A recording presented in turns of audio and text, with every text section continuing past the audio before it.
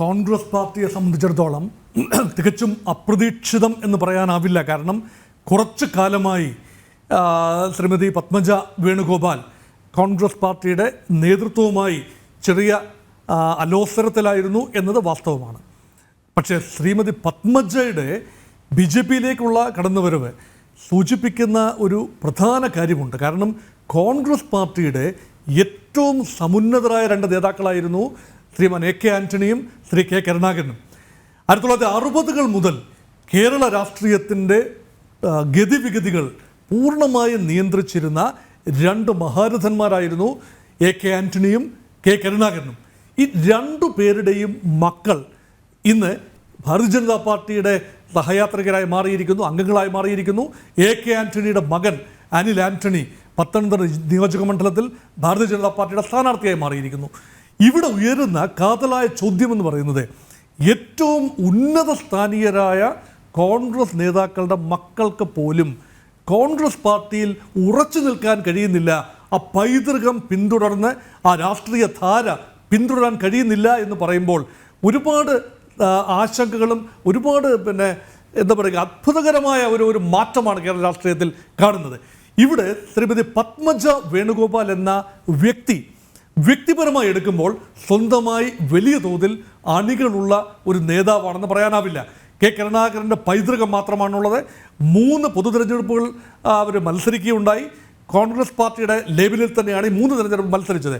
ഈ പണ്ട് നമുക്കറിയാം ഇന്നത്തെ ചാലക്കുടി ലോക്സഭാ മണ്ഡലം അന്ന് മുകുന്ദപുരമായിരുന്ന സമയത്ത് കോൺഗ്രസിന് മുകുന്ദപുരം മണ്ഡലത്തിൽ കാര്യമായ വേരോട്ടം ഉണ്ടായിരുന്ന ആ ഒരു സമയത്ത് 2004 അന്ന് ശ്രീ ലോനപ്പൻ നമ്പാടനോട് മത്സരിച്ച് പരാജയപ്പെടാനായിരുന്നു പത്മജ വേണുഗോപാലിൻ്റെ വിധി. അത് മാത്രമല്ല ഒരു 1,50,000 വോട്ടിനാണ് അന്ന് ഈ പത്മജ വേണുഗോപാൽ പരാജയപ്പെട്ടത്. അതുകൊണ്ട് ഇലക്ടറലി കോൺഗ്രസിന് വേണ്ടി വലിയ അത്ഭുതങ്ങൾ നടത്താൻ കഴിയുന്ന ഒരു നല്ല കാൻഡിഡേറ്റ് ആയിരുന്നു ശ്രീമതി പത്മജ എന്ന് പറയാനാവില്ല. 2ാമതെയും 3ാമതെയും അവസരം ലഭിച്ചു തൃശ്ശൂർ മണ്ഡലത്തിൽ. ഈ 2 പ്രാവശ്യവും നിയമസഭാ മണ്ഡലത്തിലും അവർക്ക് തോൽക്കാനായിരുന്നു വിധി. അതുകൊണ്ട് വിന്നബിലിറ്റി എന്ന് പറയുന്നത് വലിയൊരു ചോദ്യചിഹ്നമാണ്. തീർച്ചയായും കാൽവാരലുകൾ, കുതികാൽവെട്ട് എല്ലാം കോൺഗ്രസ് രാഷ്ട്രീയത്തിൽ പരിചിതമായ കാര്യങ്ങളാണ്. ശ്രീമതി പത്മജ വേണുഗോപാൽ ഉന്നയിക്കുന്ന ആരോപണങ്ങളിൽ ആ സാങ്കത്യമുണ്ട് താനും. പക്ഷേ ഇവിടെ വരുന്നത് 2 നിയോജക മണ്ഡലങ്ങളിൽ, ഞാൻ ആവർത്തിക്കുന്നു, 2 ലോക്സഭാ നിയോജക മണ്ഡലങ്ങളിൽ, തൃശ്ശൂർ ലോക്സഭാ നിയോജക മണ്ഡലത്തിലും വടകര നിയോജക മണ്ഡലത്തിലും വ്യക്തമായ മാറ്റങ്ങൾ ഉണ്ടാകാനുള്ള സാധ്യതയാണ് കാണുന്നത്. ഇവിടെ തൃശ്ശൂർ ഒരുപക്ഷെ തൃശ്ശൂർ കെ കരുണാകരൻ തട്ടകമായിരുന്നു. മാള നിയോജക മണ്ഡലത്തിൽ നിന്നും അദ്ദേഹം റെക്കോർഡ് ഭൂരിപക്ഷം നേടി. റെക്കോർഡ് നമ്പർ ഓഫ് ടൈംസാണ് കെ കരുണാകരൻ തൃശ്ശൂരിൽ നിന്നും മാളയിൽ നിന്നും MLA ആയി വന്നതും. മുഴുവൻ തന്നെ തൃശ്ശൂർകാരനായ എല്ലാ മാസവും 1-ാം തീയതി ഗുരുവായൂർ അമ്പലത്തിൽ പോകുന്ന ഭക്തനായ ശ്രീ കെ കരുണാകരൻ തൃശ്ശൂരിൻ്റെ മണ്ണിനെ സംബന്ധിച്ചിടത്തോളം അവിഭാജ്യ ഘടകമായിരുന്നു.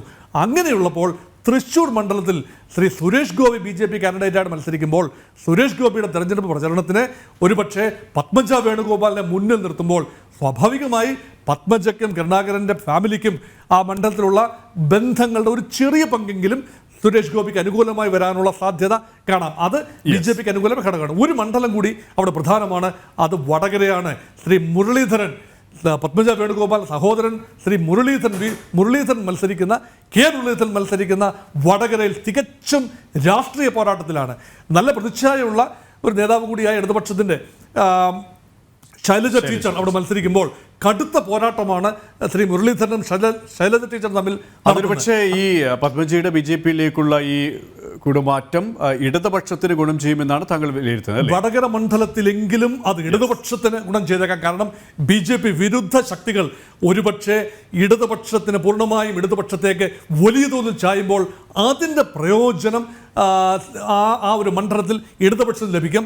തൃശ്ശൂർ മണ്ഡലത്തിൽ അത് BJPക്ക് പ്രയോജനകരമാകുവാൻ ഒരുപക്ഷെ ഇത് തിരിച്ചറിഞ്ഞുകൊണ്ടായിരിക്കണം കെ മുരളീധരൻ അതിശക്തമായ ഭാഷയിൽ ഈ സഹോദരിയെ പത്മജിയെ വിമർശിക്കാൻ മുന്നിൽ തന്നെ നിൽക്കുന്നത്, അല്ലേ? അതുകൊണ്ടാണ് ഇന്ന് രാവിലെ അതിശക്തമായി ഇനി മുതൽ എനിക്കെൻ്റെ സഹോദരിയുമായി യാതൊരു ബന്ധവുമില്ല, എൻ്റെ സഹോദരിക്ക് പരമാവധി സ്ഥാനങ്ങൾ കോൺഗ്രസ് പാർട്ടി നൽകിയതാണ്, എന്നിട്ടും ഈ ചതി വഞ്ചന കാണിച്ചു എന്ന രീതിയിൽ രോക്ഷാകുലനായ രാവിലെ മാധ്യമങ്ങളോട് പ്രതികരിക്കുന്ന ശ്രീ കെ മുരളീധരൻ നമ്മൾ കാണുകയുണ്ടായി.